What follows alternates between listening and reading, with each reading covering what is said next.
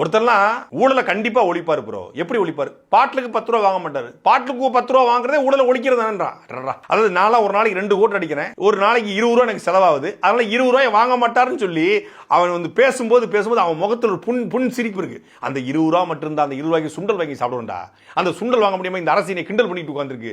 அதனால இந்த மெண்டல் வந்துச்சுன்னா இந்த 20 ரூபாய் வாங்காது, அதனால என் வாழ்க்கையே வந்து தண்டல் மாதிரி ஆயிரும் அப்படின்னு சொல்லி அவன் ரொம்ப பெருமையா இருக்கிறான். அந்த மாதிரியான ஆட்கள்லாம் தாவேக்காவோட சொத்து. உண்மையிலே விஜய் இவரை வேட்பாளர் பாட்டலாம் ஈரோடுல. விஜய் அரசியலுக்கு வந்ததுல ஒரே ஒரு நன்மை நடந்திருக்கு. என்னன்னா, தமிழ்நாட்டுல எவ்வளவு கூமுட்டைகள் இருக்கு, எவ்வளவு சோசியல் டஸ்ட் இருக்கு அப்படின்னு தெரியும். மூளையில வந்து 1300 கிராம் பொதுவா, இவங்களுக்கு 30 கிராம் கூட வேலை செய்யுமான்னு தெரியல. ஏன்னா வேலை செஞ்சிருந்தா கொள்கை தலைவர் 5 பேரோட விளக்க வேண்டாம். பெரியார் என்ன பண்ணாரு, அம்பேத்கர் என்ன பண்ணாரு, காமராஜர் என்ன பண்ணாரு, அஞ்சலி அம்மாள் என்ன பண்ணாங்க அப்படின்னு கூட தெரிய வேண்டாம். அவங்க பேர் கூட தெரியாது. அவங்க பேர் கூட தெரியல, பாட்டா வர போட்டிருக்காப்ல. அந்த பாட்டை கூட இவங்க கேட்கல.